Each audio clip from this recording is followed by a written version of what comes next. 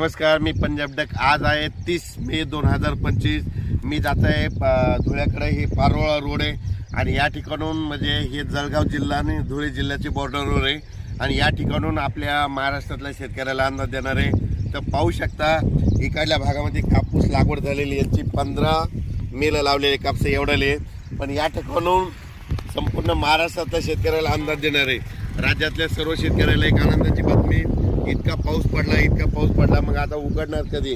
तर राज्यातल्या शेतकऱ्याला सांगू इच्छितो की म्हणजे उद्यापासून 31 मे पासून तर 6 जून पर्यंत असं जोरानं वारं सुटणार आहे। पाऊस काही येणार नाही, त्याच्यामुळे काही चिंता करायची गरज नाही। पण राज्यातल्या शेतकऱ्याला सांगू इच्छितो की तुम्ही काय करा, शेतीचे कामं या 4-5 म्हणजे 6 जून पर्यंत करून घ्या, कारण की राज्यामध्ये 7, 8, 9, 10 जून 4 दिवस परत पाऊस येणार आहे, म्हणून हे लक्षात घ्यायचं।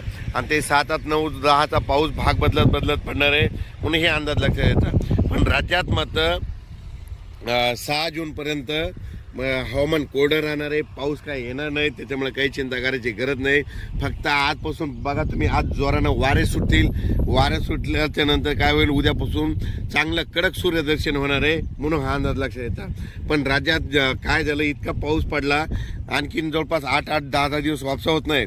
पण माझी विनंती, ज्यांचं रान जसं तयार होईल तसं तुम्ही तयार करा, कारण की राज्यामध्ये 7, 8, 9, 10 जूनला परत थोडा पाऊस येणार आहे, म्हणून हा अंदाज लक्षात घ्यायचा।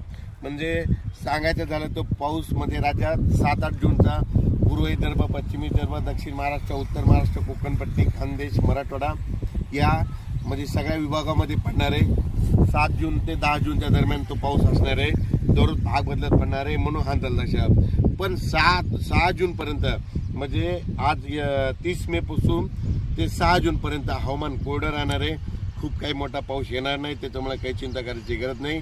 अचानक वातावरणात बदल लगेच एक मिश्र दिला जाईल। धन्यवाद।